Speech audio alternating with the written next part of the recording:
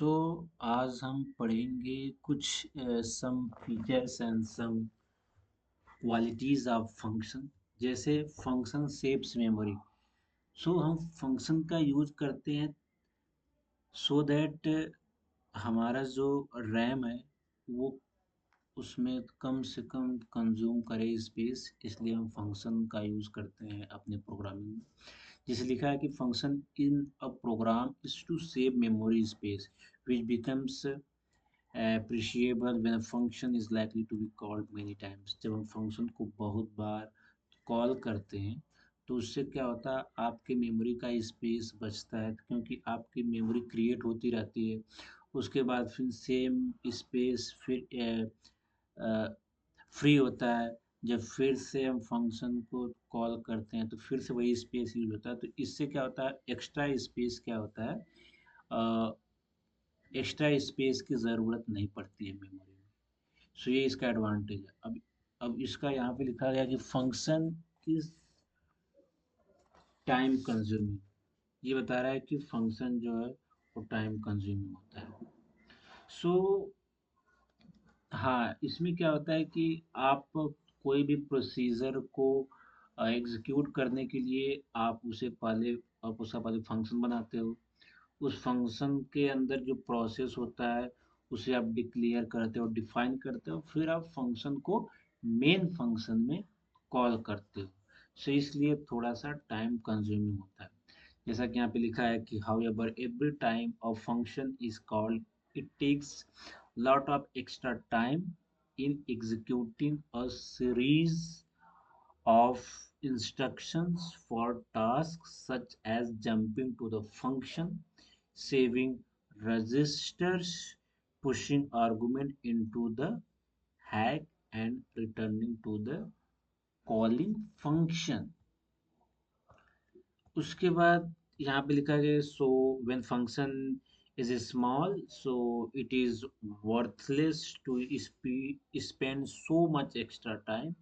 अगर आपका फंक्शन जैसे छोटा मतलब जैसे प्रोसेस को एग्जीक्यूट करता है तो ये ज़्यादा मोर फास्टली होगा as compare to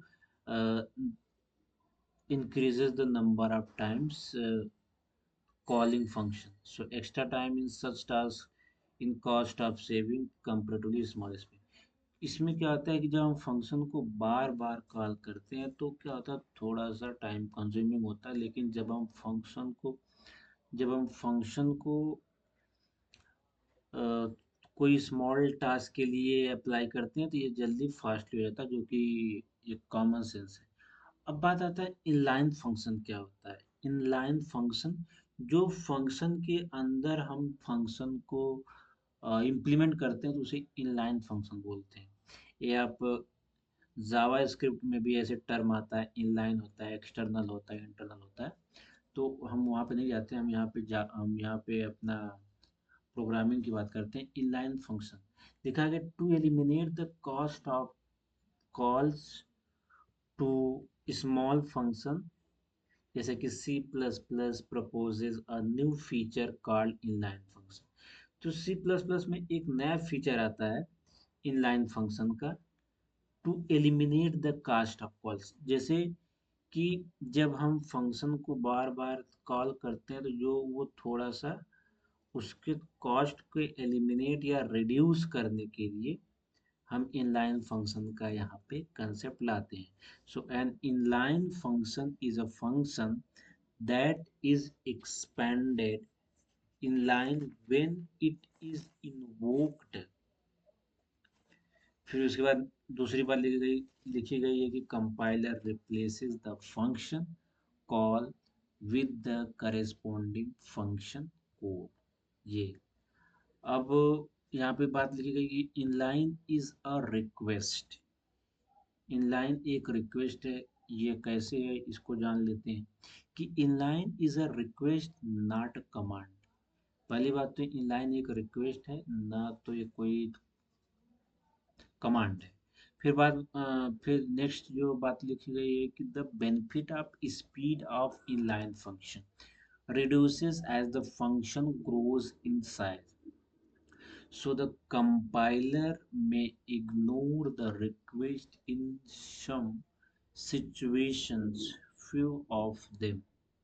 Function containing loops, इसमें कुछ बात लिखी गई जैसे आपका फंक्शन लूप को कंटेन करता है, जैसे आपका फॉर लूप होता है, व्हाइल लूप होता है, डू व्हाइल लूप होता है, समथिंग लाइक दैट। स्विच, जो स्विच केस होता है जिसमें हम केस बना के उसे डिफाइन करते हैं।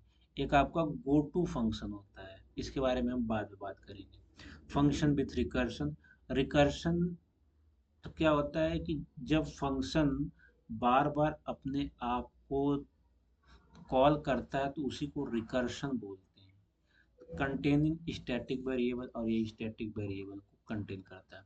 अब जैसे यहाँ पे एक एग्जांपल दिया गया, हालांकि मैं इस एग्जांपल को आपको मैं पहले की वीडियो में समझा चुका हूँ कि फंक्शन डिक्लेरेशन क्या होता है, फंक्शन कॉल क्या होता है, और फंक्शन डेफिनेशन क्या होता है। तो जैसे मैं इसको इसी पीपीटी के थ्रू ही बताता हूँ कि जैसे हैज़ इंक्लूड आईओस्ट्रीम, तो यह क्या होता है, इनपुट आउटपुट फंक्शन को डिक्लेयर करने के लिए आप हम एक हेडर फाइल को लिखते हैं। उसके बाद फिर इनलाइन वाइड फंक्शन, तो जैसे यहाँ पे इनलाइन जो फंक्शन है उसे हमने यहाँ पे इम्प्लीमेंट किया है, और उसका जो मतलब टाइप क्या है, वाइड टाइप है, इनलाइन वाइड टाइप। अब जैसे तो इस तो जो आपका ये पोर्शन हो गया, रुको मैं इसे हाईलाइट करके बताता हूँ। जैसे ये, इसको बोलते हैं फंक्शन डिक्लेरेशन, और ये फंक्शन का ग्लोबल डिक्लेरेशन होता है जो सभी फंक्शन के लिए क्या होता है, एक्सेप्टेबल होता है, क्योंकि ये ग्लोबल डिक्लेरेशन है। ये किसी फंक्शन के अंदर या कोई मेन फंक्शन के अंदर ये बातें नहीं डिफाइन की गई है। सो ये होता है फंक्शन डिक्लेरेशन। उसके बाद फिर ये आपका ये मेन फंक्शन हो गया। मेन फंक्शन में हमने सी आउट, हमने आउटपुट दिया यू आर इन मेन, कि आप मेन फंक्शन के अंदर हो। और ये जो होता है फन, ये क्या, ये हमने फंक्शन को कॉल किया है, ये फंक्शन कॉल होता है जो कि हमने मेन फंक्शन में किया। उसके बाद फिर हमें फंक्शन बनाया, फन नाम का एक फंक्शन डिक्लेयर किया ये।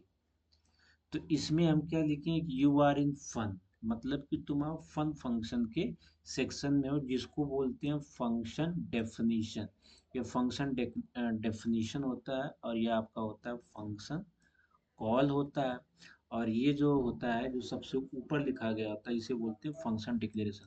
सो आई होप आपको ये इस चीज़ में डिफरेंस आप आसानी से देख देख पा रहे हो कि फंक्शन डिक्लेरेशन क्या होता है। ये आपसे इंटरव्यूअर आराम से एग्जाम में पूछ सकता है कि फंक्शन डिक्लेरेशन, जैसे आपको एक कोड दे देगा और आपसे ये पूछ लेगा कि इसमें बताओ कि फंक्शन डिक्लेरेशन वाली लाइन कहाँ पे है, या पूछ सकता है कि फंक्शन कॉल वाली लाइन कहाँ पे है, या पूछ सकता है कि फंक्शन डेफिनीशन कौन सा सेक्शन है फंक्शन का। तो ये ऐसे ही आपको पूछ सकता है। अ, ये भी एक कोड है जो हम इसमें यूज़र से क्या इनपुट ले रहे हैं। हालांकि मैं ऐसा कोई भी कोड नहीं लिया अभी तक, मैं जितने भी एग्जांपल दिया था उसमें मैं मैनुअली पहले से वेरिएबल की वैल्यू को डिफाइन कर दे रहा था। लेकिन अगर मुझे यूज़र से वैल्यू लेना हो तो उसके लिए कोड, तो ये इस तरीके से कि जैसे अ, ये चीज़ तो आप समझ रहे हैं। तो कोनियो डॉट हाई स्ट्रीम, ये सब क्या होता है, ये सब हेडर फाइल्स होते हैं जो अलग अलग यूज़ केस में इसको यूज़ किया जाता है। अभी जैसे ये मैंने बताया आपका एक ग्लोबल डिक्लेरेशन है, ये क्या है सेक्शन, ये फंक्शन डिक्लेरेशन हो गया। ये आपका इनपुट आउटपुट के लिए होता है। एक कोनियो डॉट होता है, ये स्पेशल डिक्लेरेशन होता है। तो इसके बाद फिर मेन फंक्शन का ये आ गया। तो मेन फंक्शन में क्या, हमने एक इंटीजर वेरिएबल लिया ए और बी।